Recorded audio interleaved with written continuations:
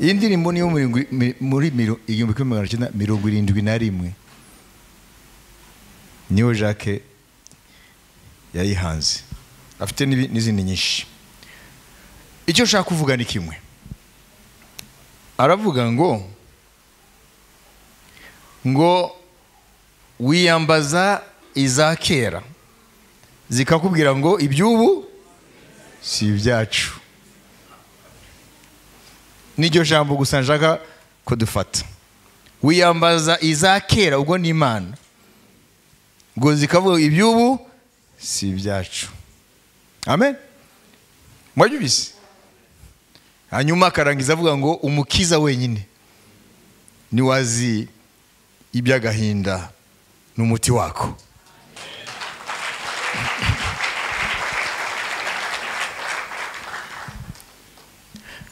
Iri jambo agahinda mu Gifaransa byitwa angoisse, mu Cyongereza anguish. Yesu yaravuze ko abantu bo mu gihe cy'iherezo mbere ko ngaruka benshi bazaba buzuye agahinda mu mitima. Babyumvise?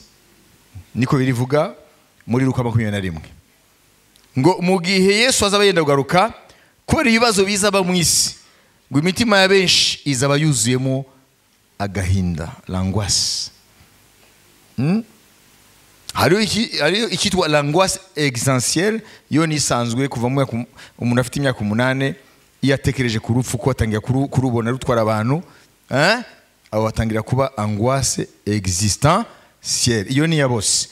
Ariko ari agahinda rero katuruka ku bibazo byinshi by'urusobe abantu badafitiye ibisubizo bakabitindamo. Uko niko Abaheburayo rero agahinda kabatashye muri bwa buretwa bwa bucakara igihe bari muri Egiputa ku ngoma ya Farawo. Amen. Iyi ndirimbo rero ya Jacques urumva ko irimo inspiration. Amen. Ikirusha rero nuko yaneretse nuwo wagana kugira ngo agukiza ugahinda ko ari umukiza wenyine, atari idini, atari abapfumu, atari abavuzi, ni Yesu wenyine. Imana ihabwa icyubahiro. Rero muri iki gihe turimo rero, ikinyejana cya 21 mu mwaka wa 2025 n'umwaka isi yose muge muti isi yose kuva iburasirazuba mu Bushinwa na hehe kugera iburengerazuba mu bihugu bya Amerika, kuva ikusi ariyo Afrika yacu kugera ikasikazi mu Burusiya hose, l'esprit d'angoisse est entré d'envahir les cœurs. Umwuka w'agahinda uri gusatira imitima y'abantu, urafata imitima y'abantu. Reba Amerika, igihugu cy'igihangange kugeza uyu mwanya mvuga kiracyari puissance mondiale mais en déclin, iramanuka ariko ni puissance mondiale. Nakindi gihugu kirasimbura Amerika, sibyo? Ariko igihugu kirahuhwamo umwuka w'agahinda, umwuka wa angoisse. Mwabyumvise? Niyo mpamvu watangiye n'imigaragambyo niki. Rero itoro rya Kristo agati yako gahinda gatangiye gufata isi, naryo riracari mu isi, ntabwo rirazamurwa. None twebwe twitwa ko twizera umukiza nkuko nyakwigendera bivuze, twebwe twizera umukiza, turahagarara dute hagati yako gahinda karuko arisuka ku isi? Ega ni spirit, ni esprit, ni umwuka. Niyo mpamvu umutwe uno munsi sindi butinde cyane ko tuzafata umwanya wo gusenga. Amen. Umutwe na wise ngo Dieu n'échoue jamais. Dieu n'échoue jamais. Imana ntijinanirwa ntigitsindwa. God does not fail. Imana ntigitsindwa. Tubisubiremo. Imana ntigitsindwa. Dieu n'échoue jamais. Imana ntigitsindwa. God does not fail. Imana ntigitsindwa. Bwana hajashindwa. Imana ntigitsindwa. Haleluya. Amen. Nguwo mutwe w'ijambo. Erega ushobora kuba mu matorero n'amadini ariko Yesu ntabwo uramumenya. Ntabwo ari mu buzima bwawe. Uramuzi gusa mu bwenge. Ariko ntabwo ari injira ngo mu mwami umutima wawe. Kuko abantu benshi ni abanyadini gusa. Ubukristo bwabo n'ubw'idini. Ariko kubana Yesu Kristo muzima, kubana nawe ntabwo ari bose bitwa abakristo babana na Yesu. Ngo abantu baruzuye amatorero n'amadini ariko ni bake mu buzima bwabo bafite Yesu muzima. Ibi rero ntibizabakiza rero your spirit of anguish, your spirit d'angoisse, umuka wa kugahinda gakabishe. Amen. Haleluya. Umva rero, Yesu ntarya aneshwa. Amen. Yesu ntarya aneshwa.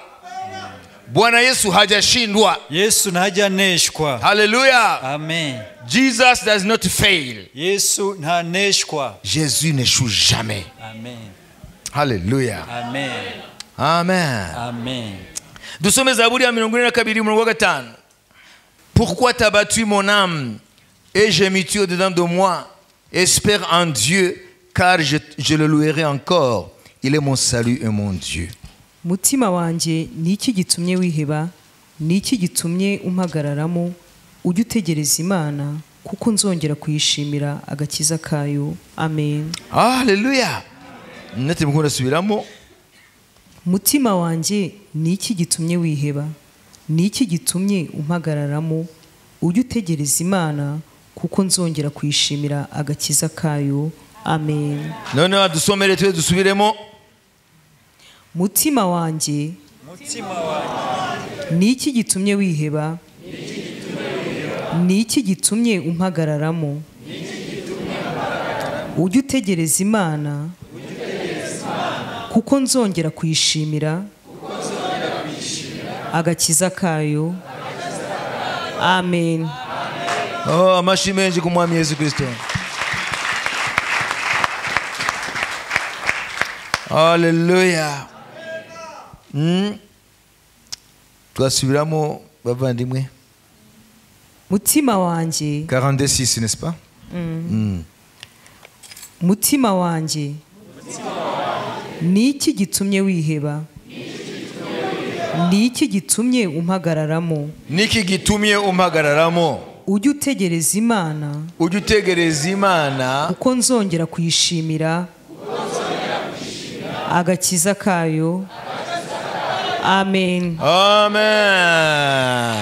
Izaburi ya bene Kore. Izaburi ya bene Kore kubwira iki?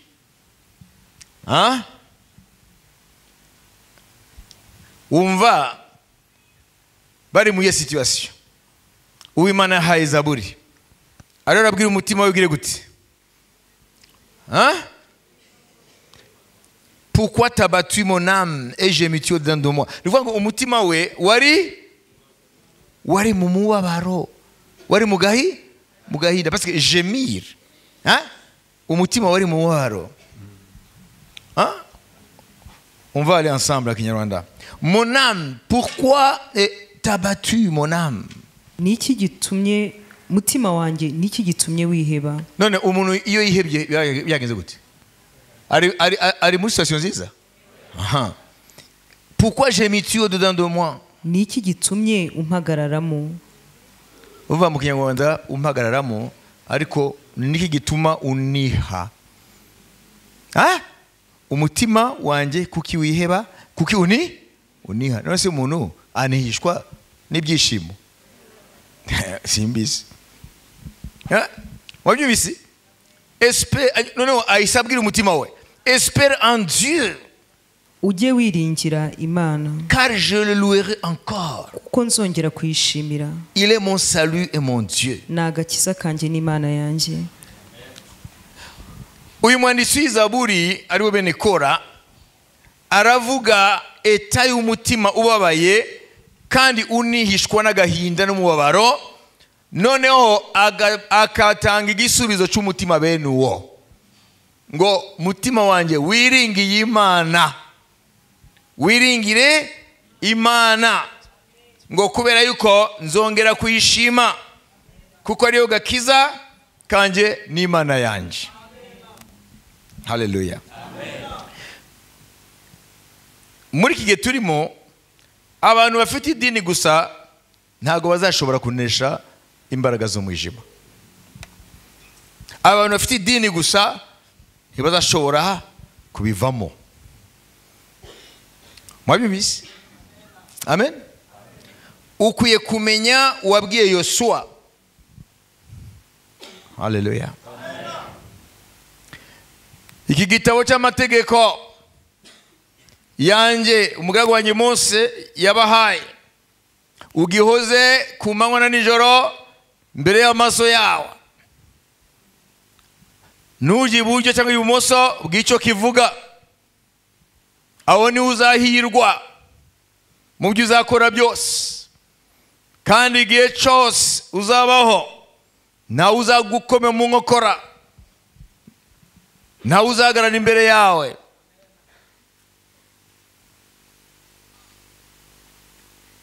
Sinzaguterana, nzabana nawe nk'uko nabanye n'umugaragu wanjye Mose. Aya magambo umukara yongeye kuyagarura mu Baheburayo. Aya magambo Imana yabwiye Yosuwa, igitabo cya Yosuwa igice cya mbere, umukara yagaruye mu Baheburayo 13:5. Bivuga ngo arico akwiye kumarira itorero.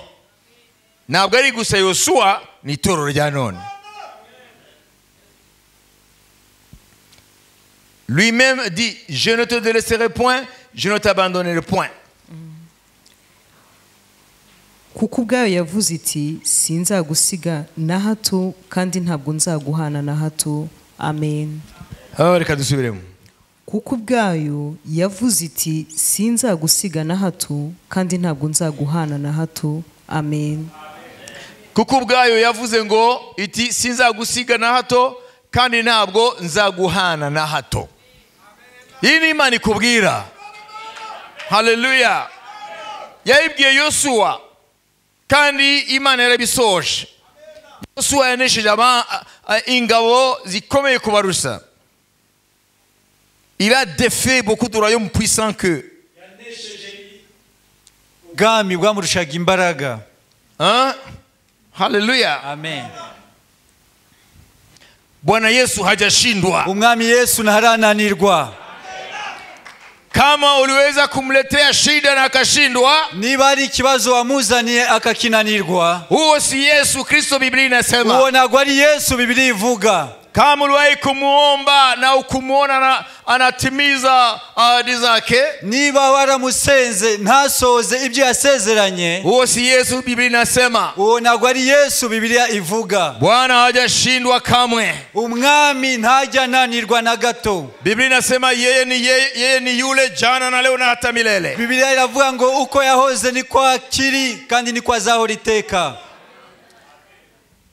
Muri ya ndirimbo agahinda karakanyagwa batubwiye ngo imana za kera barazihamagara mu bya none zikavuga ngo iby'ubu ntitubishoboye. Kubera ko izo mana zabishoboraga kera niba zabishoboraga.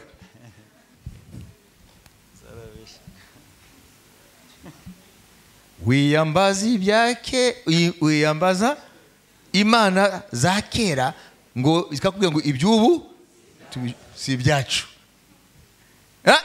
Mais c'est Dieu qui sont dépassés par le temps. Izo mana zisigwa n'ibihe. C'est quel genre de Dieu? Ese ni imana zimeze gute? Notre Dieu s'appelle Je suis. Imana yacu yitwa Ndiho. Il n'y a ni passé, ni présent, ni futur. Ntabwo ifite ibihe byashize bya none n'ibizaza. C'est le Dieu de toutes les générations. Ni Imana ya buri rungano rwose. Iyo miungu izo mana wanaziita wanayoziabudu, abazisenga barazihamagara, na zinasema nguvu zetu zilikuwa ni za zamani, zikavuga ngo imbaraga zacu zari za kera. si twebwe nisikie ndugu yangu, munyumve bavandimwe, agahinda karakanyagwa kakemeye kwa jina la Yesu, ukavume mu izina rya Yesu. Haleluya, amen. Hiyo miungu hiyo, ibyo bigirwa mana unaita leo ikusaidie, ubitabaza uyu munsi bigutabare, na hiyo miungu inakuambia, nabyo bikakubwira ngo sasa wewe usitufedheheshe. Rero wowe ntudukoze isoni. Haujui ya kwamba wakati wetu hapakuwa teknolojia? Naguzi ko mu gihe cyacu nta teknolojia yari ihari, nta koranabuhanga. Hivi tumepotea, ibyo twatakaye. Siku za leo sisi tumepotea, muri iki gihe twaratakaye. Kuna shida ambazo wakati wetu hazikuwa. Hari ibibazo uyu munsi mu gihe cyacu bitari bihari. Sisi ni miungu za wakati wa kale, twebwe turi bigirwa mana byo mu gihe cyatambutse. Ntago byita bigirwa mana, byita ngo ari imana. Sisi ni miungu za wakati wa kale, twebwe turi imana z'ibihe bya kera, tuwasaidia wakale, twafashije abambere abakera. Wale hatuwezi, ariko ubu ntago twabishobora. Nous sommes perdus, twaratakaye. À l'heure du numérique, on est perdu. Muri iki gihe cy'ikoranabuhanga twaratakaye. Cherchez d'autres dieux qui valent la peine pour votre époque. Mushake izindi mana zishobora kubatabara mu gihe cyanyu. Nous on est dépassés par le temps. Twebwe ibihe byaradusize. Les dieux des nations ne sont pas de vrais dieux. Imana z'amahanga ntago ari imana nzima. Le seul vrai Dieu, imana yonyine, imana nzima, c'est le Dieu qui s'est révélé en Jésus-Christ. Imana yishuye muri Yesu Kristo. Amen. Il marche avec toutes les générations. Igendana n'urungano ku rungano. Moïse a dit dans sa prière, psaume 90, Mose yavuze muri Zaburi ya 90, dans sa prière, mu isengesho rye, ô Éternel, ô Uwiteka, avant que les montagnes fussent créées, mbere yuko imisozi iremwa, avant que les montagnes fussent nées, mbere yuko imisozi ibaho, d'éternité en éternité, iteka niteka uri Imana, milele hata milele wewe ndiye Mungu. Iteka niteka ni wewe Imana. Ni Mungu wakati wa Ibrahimu, ni Imana mu gihe cya Abrahamu, ni Mungu wakati wa Musa, ni Imana mu gihe cya Mose, ni Mungu wakati wa Eliya, ni Imana mu gihe cya Eliya, ni Mungu wakati wa Paulo, ni Imana mu gihe cya Paulo, ni Mungu katika karne ya 21, ni Imana mu gihe mu kinyejana cha 21, ni Mungu tariki ya leo, ni Imana ku tariki y'uyu munsi, tariki 6 mwezi wa 4 mwaka 25, esheshatu kwezi kwa 4/25. yeye ni Mungu milele hata milele. Ni Imana iteka niteka ryose. Jésus ne sera jamais conjugué au passé. Yesu nta na rimwe azavugwa nk'umuntu watambutse.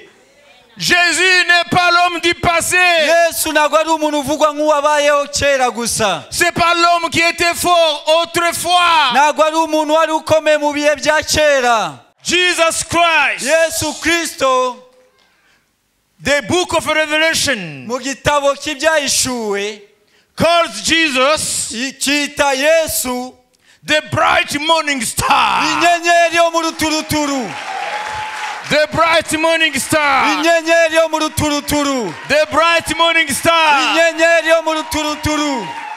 This bright morning star, inyenyeri yo mu ruturuturu, called Jesus of Nazareth, ariyo Yesu Kristo w'i Nazareti, will shine izamurika forever iteka and ever. niteka.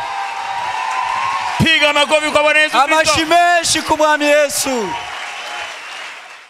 Alors, notre Jésus, Yesu wacu, vous ne trouverez jamais nta na rimwe muzigera mubona un livre qui porte ce titre. igitabo cyitwa gutyo, Il était une fois Jésus. ngo habayeho Yesu. Non. Oya. Et si ce livre tu le trouves, icyo gitabo nukibona, c'est l'œuvre du malin. uzamenye ko cyanditswe n'umwanzi. C'est l'œuvre de Satan. Ni cyanditswe na Satani. Jésus, Yesu, Il sera toujours l'homme du présent. igihe cyose azahora ariho. Nete mukuru tinuli Hébreux 13:8. Dusomera Abayobora 13 umurongo wa 8. Yesu Kristo uko yari ari ejo n'uyu munsi niko ari kandi niko azahora witeka ryose. Amen. Piga makofi kwa Bwana Yesu. Amen. Amen. Bwana Yesu Kristo. Yesu Kristo Yeye ni yule jana na leo hata milele. ahora uko yahoze kera n'uyu munsi n'iteka ryose. Hakuna mtawala hata umoja Nta mutware n'umwe anaweza ashobora kuambiwa maneno hayo kubwirwa aya magambo ya kwamba wewe ni yeye yule jana leo hata milele. wowe uhora ukuri n'uyu munsi n'iteka ryose. Tout homme est mortel. Umuntu wese arapfa. Tous les hommes savent qu'un jour ils vont mourir. Abantu bose ari umunsi bazapfa. Seul Jésus demeure vivant. Yesu Kristo ni uhoraho. Comme il a aidé les hommes du passé. Comme il a aidé les hommes du passé. Nkuko yafashije abantu ba kera bo mu gihe cye. Kama gisa aliwasaidia watu wa kale. Nkuko yafashije abantu ba kera. Na leo anaweza N'uyu kukusaidia. munsi abasha kugutabara. Kama aliponya wagonjwa wa kale. Niba yarakije abarwayi ba kera. Na leo anaweza kuponya. N'uyu munsi abasha kugukiza. Kama aliinua watu wa kale. Niba yarazamuye abantu ba kera. Na leo anaweza kukuinua. N'uyu munsi abasha kukuzamura. Kama aliwapa chakula watu wa kale. Niba yaragaburiye abantu ba kera. Na leo anaweza kukupa chakula. N'uyu munsi abasha kukugaburira. Kama aliwapa pesa wakina Petro ya kulipa kodi wakati wa kale. Niba yarahaye Petero amafaranga yo kwishura imisoro, nawe abasha kuguha amafaranga. Na leo anaweza kukupa pesa. N'uyu munsi abasha kuguha amafaranga. Kama alitoa furaha wakati wa kale. Niba yaratanze umunezero ku bantu ba kera. Na leo anaweza kujaza furaha. N'uyu munsi abasha kukuzuza umunezero. Kama aliwaweka huru watu ambao wameteswa na mapepo. Niba yarabatuye abantu bari munsi y'ubutware bw'amadayimoni. Na leo anaweza kukuweka huru. N'uyu munsi abasha kubatura. Nataka uyu Yesu. Bashaka uyu Yesu. Umtoe katika historia tu. Umuvane mu mateka. Umuingize katika maisha yako leo. Umuzane mu buzima bwawe. Uyu Yesu asiwe Yesu wakatika mahotuba ya wale ambao wanahudumia umati. Que Jésus cesse d'être celui qui est dans les sermons des hommes qui s'adressent à des foules seulement. Yesu ntabe ari muri za nyigisho abantu baha imbaga bavuga kuri Yesu. Uyu Yesu Kristo. Amen. Yeye ni Mungu aliye hai. We ni Imana nzima. Hakuombi kujua mengi juu yake. Ntago bigusaba ngo umenye ibintu byinshi kuri we. Hakuombi kujua mengi juu yake. Ntago agusaba ngo umenye ibintu byinshi kuri we. Anataka yeye umjue. Arashaka umumenya. Ameletwa na nini? Umenye icyamuzanye. Biblia inasema. Biblia iravuga ngo. Sikia hivi. Amen. Biblia inasema. Biblia iravuga ngo. Amewaambia Mayahudi. Yabwiye abayuda wakati wake. Bo mu gihe cye. Anayetenda dhambi ni mtumwa wa dhambi. Ukora ibyaha ni mbata z'icyaha. Na mwana wa Mungu akiwaweka huru. Kandi umwana w'Imana n'ababatura. Mtakuwa huru kweli. Muzamubatuwe by'ukuri. Celui qui pêche devient esclave du péché. Ukora icyaha ni mbata z'icyaha. Mais si le Fils vous rend libre. Ariko umwana n'ababatura. Vous serez libre. Mubatuwe by'ukuri. If the Son sets you free. Umwana n'ababatura. You shall be free indeed. Muzabu mudendezo by'ukuri. Nakuswali sasa. Ndakubaza. Mbele ya kuombea nakuswali. Mbere yo gusengera ndakubaza. Uko huru? Ese uri mu mudendezo? Bwana alikufungua? Ese Yesu yarakubatuye? Una furaha yake? Ese ufite umunezero we? Una ushindi wake? Ese ufite intsinzi ye? Una hofu ya maisha? Ese ufite ubwoba bw'ubuzima? Unaogopa ya kesho? Ese uratinya ejo hazaza? Una uhakika ya kwamba ukikufa utakwenda mbinguni? Ese ufite gihamya nupfa kuzajya mu ijuru? Una ujasiri ndani yako? Ese ufite ubushizi bw'amanga muri wowe? Shetani akiinuka unaweza leo kusimama na kumwambia kwamba amejidanganya. ese satana aguhagurukiye ushobora guhagarara ukamubwira ko yibeshe? Huyu ni wakati wa kumjua Yesu Kristo vizuri. Iki ni igihe cyo kumenya Yesu neza.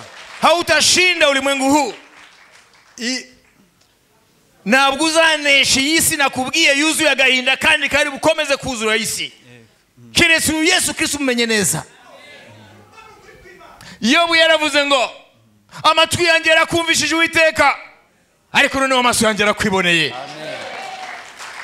Umemsikia Yesu siku nyingi. Yesu aramumvishe kenshi. Umesikia kupitia radio, kupitia television, kupitia video. Wumvishe kuri radio, kuri televiziyo. Yesu umemsikia mara nyingi. Yesu ni kenshi umwumva. Huyu ni wakati wa kumuona sasa. Ariko iki ni igihe cyo kumubona noneho.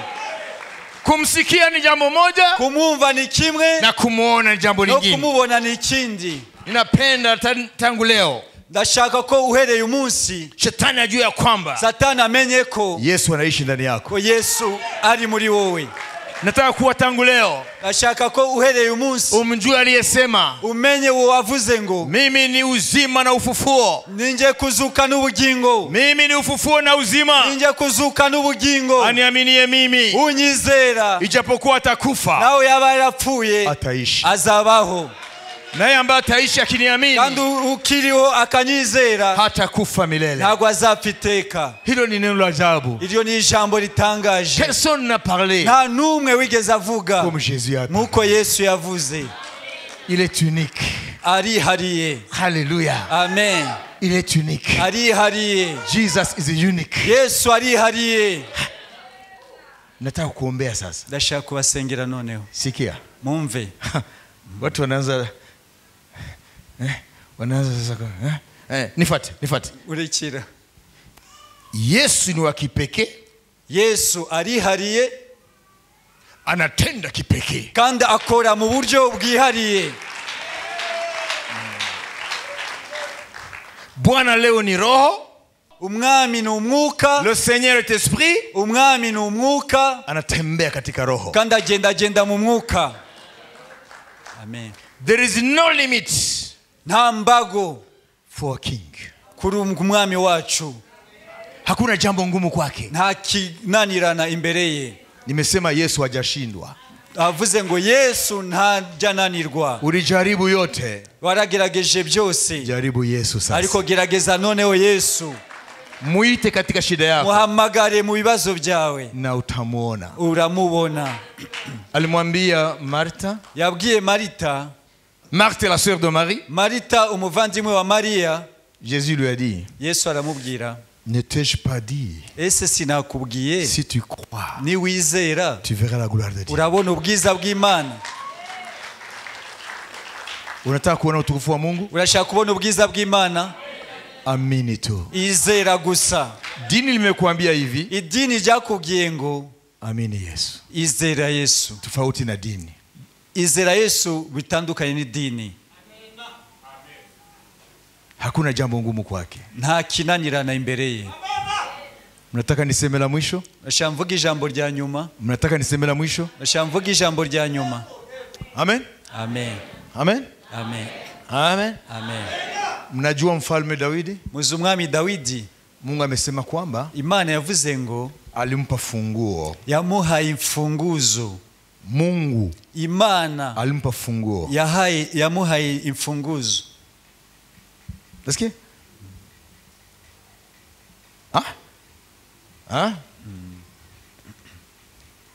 Lakini Daudi, ariko Dawidi aliambiwa funguo, yabwiwe urufunguzo, lakini hakuziona. Ariko ntiyigeze azibona. Aliambiwa. Yabwiwe imfunguzo. Sema aliambiwa. Vuga ngo yabwiwe. Mungu alimwambia nakupa funguo. Imana yaramubwiye ngo uhaye imfunguzo, lakini hakuziona. Ariko ntazo yigeze abona.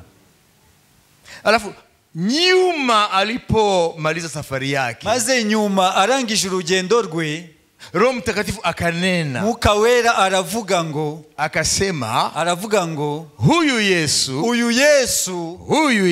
Yesu wa ukoo wa Daudi, ukomoka mu nda ya Dawidi. Amen. kwa jinsi ya mwili mu buryo bwo mu mubiri ndiye ana funguo. ni ufite imfunguzo.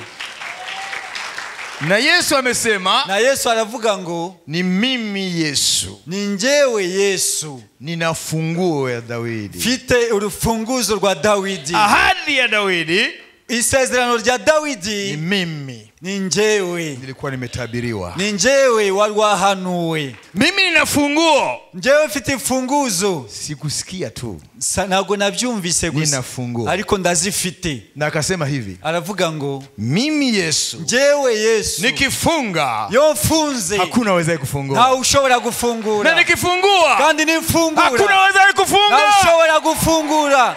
Piga makofi kwa Bwana Yesu Kristo. Amashi menshi kuri Yesu. Anakwenda kufungulia milango ya baraka. Aje gukingurira inzugi z'imigisha. Sema amen. Amen. Anakwenda kufungulia milango ya baraka. Aje gukingurira inzugi z'imigisha. Sema amen. Amen. Anakwenda kufungulia milango ya ushindi.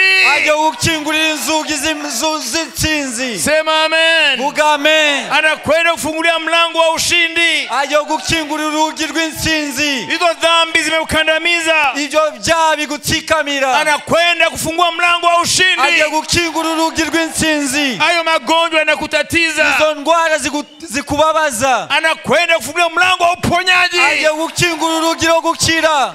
Hao wachawi wanakutatiza, Abo bapfumu bakubabaza. hao wachawi wanakutatiza, Abo bapfumu, abo barozi bakubabaza. anakwenda kufungulia mlango. Aje gukingurira urugi Unaitwa mlango wa kuwatapanya. witwa umuryango, urugi rwo kubatatanya. Anakwenda kufungua milango wa ndugu zangu. Aje gukingura imiryango bavandimwe. Anakwenda kufungua milango. Aje gukingura imiryango. This is your year. Uyu ni umwaka wawe. This is your Uyu ni year. umwaka wawe. This is your month. Uyu ni ukwezi kwawe. This is your month. Uku ni ukwezi kwawe. This is your day. Uyu ni umunsi wawe. This is your hour. Iyi ni isaha yawe. This is your Iyi hour. ni isaha yawe. Amen. Wengine walikuwa na wakati wao, Abandi bigeze kugira igihe cyabo. leo ni wakati wako. Uyu munsi ni umunsi wawe. Amen. Amen. Amen. Amen. Si wakati wa mwingine, ni wakati Ntabwo wako. ari igihe cy'abandi, ni igihe cyawe. Huyu ni wakati wako. Iki ni igihe cyawe. Watu walivuma, Abantu barigaragaje. wewe ni wakati wako wa kuvuma. Iki ni igihe cyawe cyo kugaragara. Utavuma na Yesu Kristo. Nawe uragaragara hamwe n'Umwami Yesu. Huyu ni wakati wako wa kuvuma. Ni igihe cyawe cyo kugaragara. Utavuma na Yesu. Uraza kugaragara hamwe na Yesu. Watajua Yesu wako. Baramenya Yesu wawe. Watajua Mungu wako. Baramenya Imana yawe. Ana nguvu kiasi gani. Ese imbaraga ze zingana Ni gute? wakati wako wa kuvuma. Ni igihe cyawe cyo kugaragara. Amen. Utapita pale mitaani, Rero nuca muri ayo makartie, watakula na makucha namna hii. bararyana inzara gutya. Yule mtu ambaye ana Mungu hai anapita. Wa muntu ufite Imana nzima aratambutse. Yule mtu ana Yesu mzima amepita. Wa muntu ufite Yesu muzima aratambutse. Haleluya. Amen. Hey! Yes. Nakwenda kuombea. Ngiye gusengera. Bwana anakwenda kufungua milango. Umwami agiye gukingura inzugi. Hautaongeza kuwa mtu wa kulialia. Ntabwo uzongera kuba umuntu uhora urira. Utasaidia wengi. Uzafasha benshi. Mungu ataleta wengi wakukimbilie. Mungu ataleta wengi wakukimbilie. Imana izazana benshi baguhungireho. Wasaidie. Kugira ngo ubafashe. Neno lako Ijambo ryawe itawapa nguvu. rizabaha imbaraga, rizabakomeza. Litajenga matumaini. Rizabubakamo byiringiro. Hautakuwa miongoni mwa watu wa kwenda wanavunja imani, wanavunja matumaini ya watu. Ntabwo uzaba mu bantu bagenda baca abantu intege, babaca intege. Ntabwo uzongera kuba mu bantu bagenda bavuga ngo biracitse, birarangiye, birakomeye. Uza mu bantu bavuga ngo humura. Imana yacu iri ku ngoma. Amen. Duhaguruke. Haleluya. Amen. nakwenda kuombea sasa. rero ngiye kubasengera. Inua mikono yako. Zamura ibiganza byawe. Tunashukuru wote waliofanya kazi za Mungu leo. Turashimira bose bakoze umurimo w'Imana katika nyumba ya Bwana. Mu nzu y'Imana. Bwana wabariki sana. Imana ibaho umugisha cyane. Nakwenda kuombea sasa. Rero ngiye kubasengera. Wewe ambaye haujampokea Kristo. Utarakira Yesu. Hatua ya kwanza, intambwe ya mbere ni kuja hapa mbele, ni ukuza hano imbere, kisha unasema kugira ngo uvuge, Bwana ninakuhitaji. uvuge mwami ndakwitabye. Ninakuhitaji. Ndagukeneye. Njoo unisamehe dhambi zangu. Ngwino umbabarire ibyaha byanjye. Uniokoe. Unkize. Biblia inasema, Biblia yavuga ngo mshahara wa dhambi ni mauti. Ibihembo by'icyaha ni urupfu.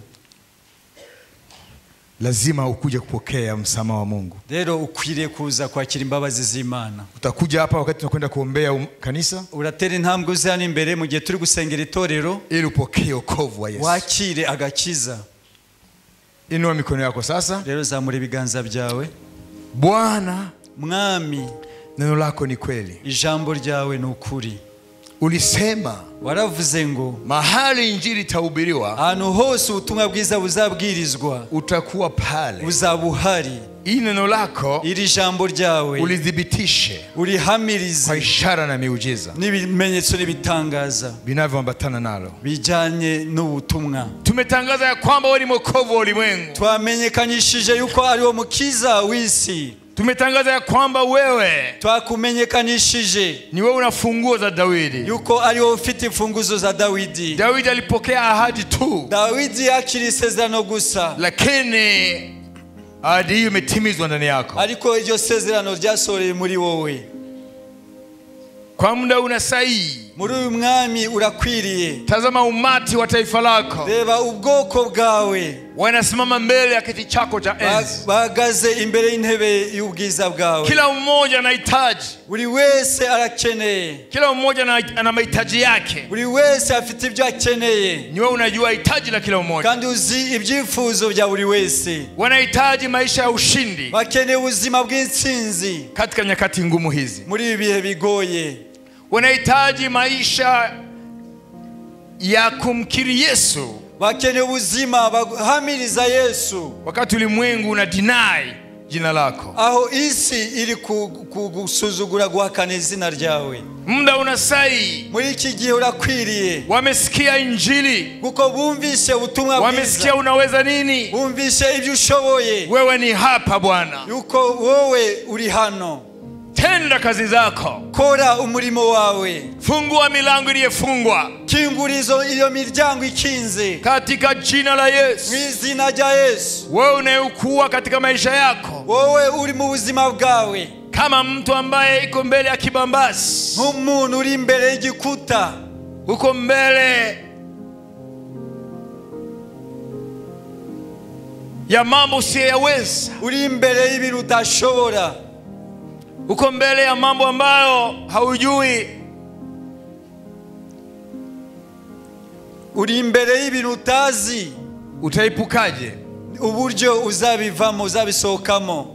Katika jina la Yesu, mu izina rya Yesu. yeye anayefungua Daudi, uwo ufite urufunguzo rwa Dawidi, akifunga kuna waweza kufungua, nafunga na ushobora gufungura, na akifungua kuna waweza kufunga, nafungura na ushobora gufunga. Ninatangazia situations zote rero ndamenyekanishije kuri ibyo bihe byose, ibyo bibazo ya byose, kwamba tangu sahi yuko hereye nonaha mlango umefunguka imiryango irakingutse katika maisha yako, mu buzima bwawe. mlango wa ushindi urugi rw'intsinzi lumefungwa kwa jina la Yesu, rurakingutse mu izina rya Yesu. mlango wa baraka umuryango w'umugisha umefungwa kwa jina la Yesu, urakingutse mu izina rya Yesu. mlango ya nguvu za roho urugi rw'imbaraga z'umwuka wera umefungwa kwa jina la Yesu, rurakingutse mu izina rya Yesu. nimekutangazia uhuru leo. ndamamaje kubohoka. Leo umepokea uhuru uyu munsi wakiri umudendezo kwa yale likutia woga, kuri ibyo bigutera ubwoba. Bwana ameyamaliza yote. umwami yabirangije byose. Bwana anabadilisha maisha yako. umwami yahinduye ubuzima bwawe. Bwana amefungua gereza zako. umwami yafunguye gereza wari urimo. Bwana anakuweka huru muda unasai. umwami yagushize mu mudendezo. Pokea mlango wa uponyaji umefunguka juu yako. akira urugi rwo gukira indwara. Pokea uponyaji kwa jina la Yesu. akira gukira mu izina rya Yesu. Muujiza uponyaji ufanyike ndani ya mwili wako muda huyu. Igitangaza cyo gukira indwara gikoreke nona mubiri wawe. Yesu ni mponyaji. Yesu arakiza. Anakuponya muda huyu. Aragukijije nonaha. Tumelaani kansa. Turavumye kanseri. Tumelaani kila magonjwa. Turavumye indwara zose. Magonjwa ya kidney. Impyiko. Magonjwa ya kidney. Indwara z'impyiko. Magonjwa ya liver. Foie. Indwara z'umwijima. Kila magonjwa muda huyu. Indwara zose muri uyu mwanya. Bwana Yesu ameyaponya. Yesu arazikijije. Pokea afya njema. Akira magara mazima. Pokea afya njema. Akira magara mazima. Tunaani muda unasai diabetes. Nous maudissons la maladie de diabète maintenant. Turavumye indwara ya diabete nonaha. Pokea uponyaji. Akira gukira nonaha. Pokea uponyaji. Akira gukira. Nguvu za roho zinakugusa. Imbaraga z'umwuka wera zigukozeho. Pokea uponyaji. Akira gukira. Tunalaani magonjwa ya AIDS. Turavumye indwara ya sida. Kwa jina la Yesu. Izina rya Yesu. Pokea uponyaji. Akira gukira. Magonjwa ya mishipa. Indwara z'imitsi. Magonjwa ya mgongo. Indwara y'umugongo. Maumivu ya mgongo. Kubabazwa mu mugongo. Magonjwa ya shingo. Indwara kubabazwa mu mwijosi. Kila magonjwa. Buri burwayi bwose. Magonjwa ya moyo. Indwara y'umutima. Tumelaani magonjwa hayo. Turavumye izo ndwara zose. Kwa sababu muda huyu. Kubera ko muri uyu mwanya. Mlango wa uponyaji umefunguliwa. Urugi rwo gukira indwara rwakingutse. Mlango wa uponyaji umefunguliwa.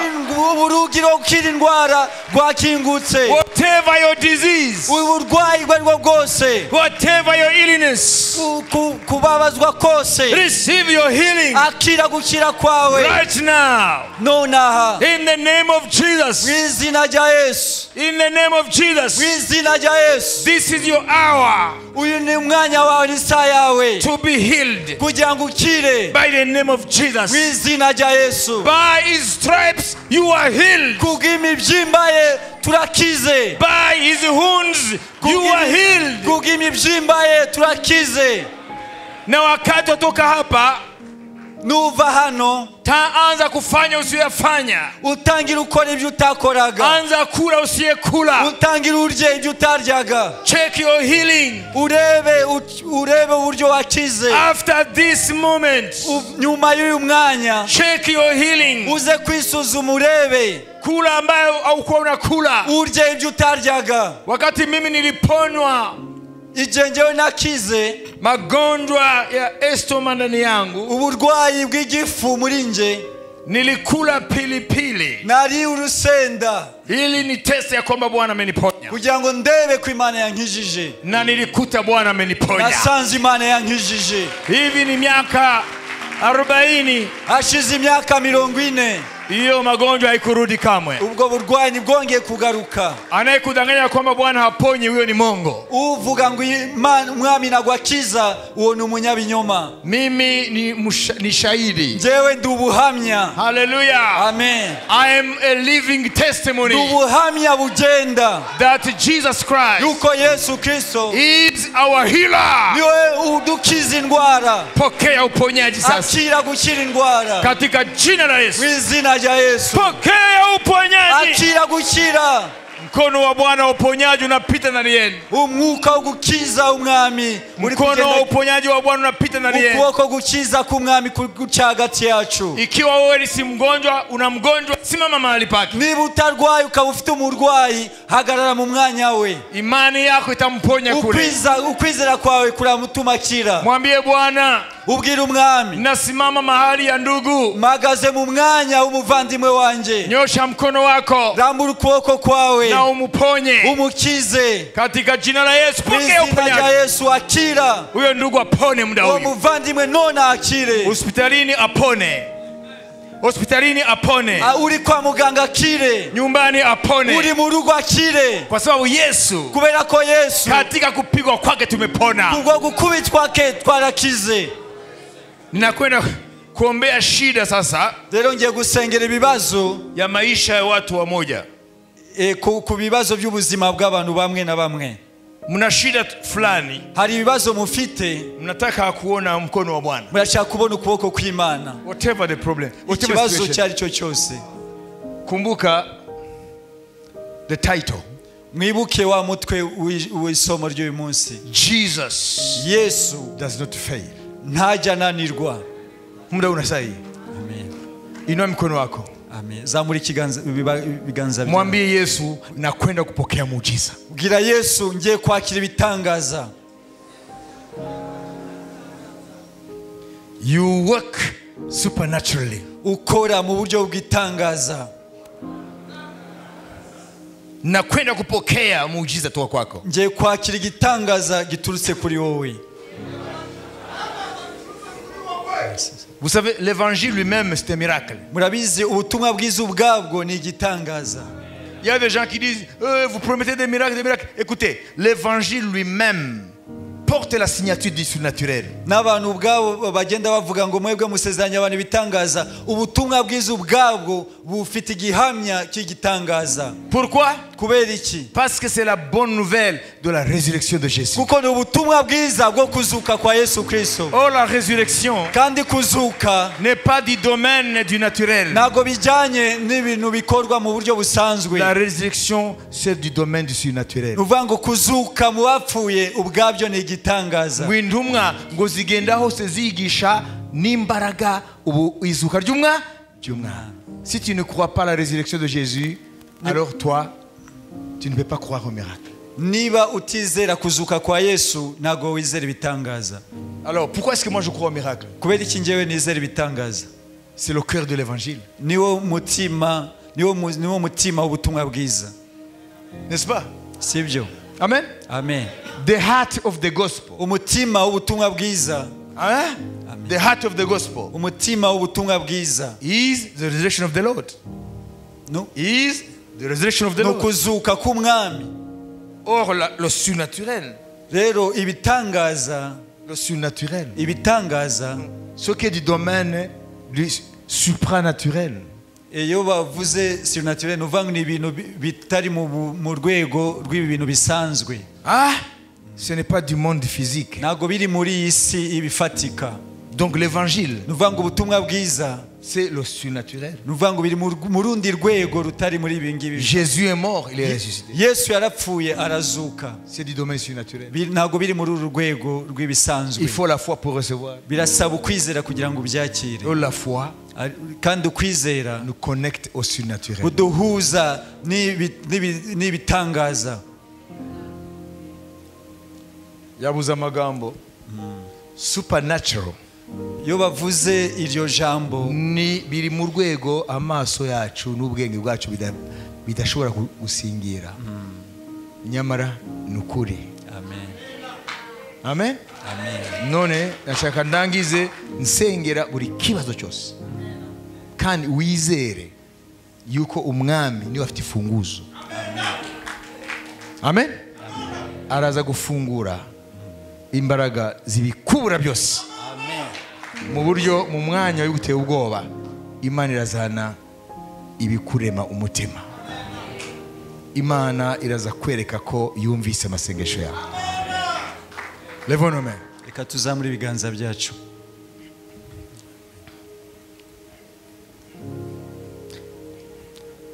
Katika jina la Yesu. Mu izina rya Yesu. Kila shida maishani mwako, Ikibazo cyaryo cyose mu buzima bwawe, hata yale ambayo umefikiri kwamba yawezekana, na bila wibwira ko bidashoboka, ninayaamuru katika jina la Yesu ndabitegetse mu izina rya Yesu kuondoka maishani mwako muda huu bisohoke mu buzima bwawe nonaha kwa jina la mu Yesu. izina rya Yesu. Pokea muujiza, Akira igitangaza, zile shida ziondolewe muda huu. ibyo bibazo bikurweho nonaha. Msaada unakuja kwako Ugutabarwa kuje kuri wowe katika jina la mu Yesu. izina rya Yesu. Vinayekutia hofu Ibigutera ubwoba nimevikemea kwa jina la Yesu. ndabitegetse mu izina rya Yesu. Nimevikemea kwa jina la Yesu. Ndabitegetse mu izina rya Yesu. Je commande maintenant même Ndategetse nonaha aux forces spirituelles ku mbaraga z'umwijima qui sont derrière cette situation, ziri inyuma y'ibihuri kubamo, de quitter maintenant même. zivemo nonaha, Que la lumière pointe dans ta vie. nihabeho mu buzima bwawe, Que la lumière vienne dans ta vie maintenant. umucyo uze mu buzima bwawe, Que les ténèbres se dissipent maintenant. umwijima ukurweho nonaha, Reçois la lumière de Jésus. akira umucyo mu izina rya Que Yesu, les ténèbres de Satan s'enfuient. umwijima wa satani uhunge, Que le miracle se passe maintenant. ibitangaza bikoreke nonaha, Et que tu voies la main de Dieu ubone ukuboko kw'Imana dans cette situation précise. muri icyo kibazo nyacyo ufite. Que le Seigneur mette dans ta bouche umwami ashire ku rurimi rwawe un cantique nouveau. indirimbo nshya, Que le Seigneur mette dans ta bouche umwami ashire ku rurimi rwawe un cantique nouveau. indirimbo nshya, Comme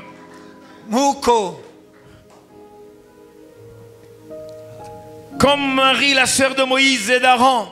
nk'uko mariya miriyamu mushiki wa mose Après avoir traversé la mer Rouge, bamaze kwambuka inyanja itukura, Miriam walipovuka bahari ya Sham, miriyamu abamaze kwambuka inyanja itukura, akawaona maadui wa Misri wamekufa ndani ya bahari. akabona abanzi b'abanyegiputa bapfiriye mu nyanja, Majeshi ya Farao yamekufa. ingabo za Farao zapfuye. Biblia inasema walishika ngoma Bibiliya avuga ngo bafashe ingoma na walianza kumwimbia Mungu zaburi mpya, batangira kuririmbira Imana zaburi nshya, zaburi ya ushindi. zaburi y'intsinzi. Sasa panua kinywa chako, Rero ku munwa wawe Bwana analeta zaburi mpya ndani yako. umwami azanye indirimbo nshya ku rurimi rwawe, Bwana anatia zaburi mpya ndani yako, umwami ashize zaburi nshya mu kanwa kawe, wimbo wa ushindi. indirimbo y'intsinzi. Bwana analeta wimbo wa ushindi maishani mwako umwami azana indirimbo y'intsinzi mu buzima bwawe katika jina la mu Yesu. izina rya Yesu. Huzuni inaondoka,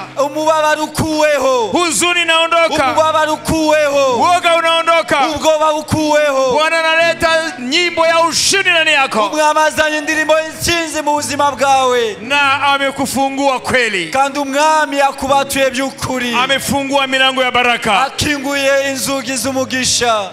Utabarikiwa mwendo wapo, urahabwa umugisha, tu seras béni en te couchant, béni en te levant. uzahabwa umugisha uryama, uzahabwa umugisha ubyuka, Tu seras béni quand tu sors, uzahabwa umugisha usohoka, tu seras béni quand tu entres. uzahabwa umugisha winjira. Les bénédictions de Dieu imigisha y'Imana vont commencer à te suivre iratangira igukurikire partout où tu iras. aho uzaba uri hose. Sois fidèle, wirate wishime, marche dans l'intégrité, ugende ukiranuka. et Dieu est fidèle. Imana niyo kwizerwa, Il va accomplir ce qu'il dit. iraza gusoza ibyo ivuze. Tu n'es plus la petite personne là. Tu n'es plus la petite personne là sans importance. ntabwo ukiri wa muntu usuzuguritse. Non. Oya, You are somebody right now. uri umwana w'Imana nonaha. You are somebody right now. hari uwuriwe ubu ngubu. Dieu vient de t'élever Imana yakuzamuye et il met dans ta bouche kandi ishize mu kanwa kawe un chant nouveau, indirimbo nshya, chant de victoire, indirimbo y'intsinzi, chant d'allégresse, intsinzi y'ibyishimo, chant de victoire, indirimbo y'intsinzi, chant d'allégresse. indirimbo y'ibyishimo. Ametenda maajabu Imana yakoze ibitangaza, na siwezi kueleza. yakoze ibitangaza tudashobora gusobanura. Bwana ametenda maajabu Imana yakoze ibitangaza hatuwezi kueleza. tudashobora kubona amagambo yo kubivuga. Nataka muda unasai, Ashaka kubabwira muri uyu mwanya, nikimaliza kukubariki nimara kuguha umugisha, baraka za kimitume, umugisha w'intumwa, utamwambia yule jirani yako, uraza kubwira mugenzi wawe, Bwana ametenda maajabu Imana yakoze ibikomeye na siwezi kueleza. kandi sishobora kubona amagambo yo kubivuga. Utayaona tu. Uraza kubibona. Amen, Haleluya, amen, haleluya. amen. Ubuntu bw'umwami wacu Yesu Kristo, urukundo rw'Imana no gusabana n'Umwuka Wera bijyane twese. Amen. Mwambie jirani yako, Bwira mugenzi wawe, Bwana ametenda maajabu Imana yakoze na ibitangaza siwezi kueleza. sinshobora kubona amagambo yo kubivuga. Utayaona tu. Uraza kuyabona.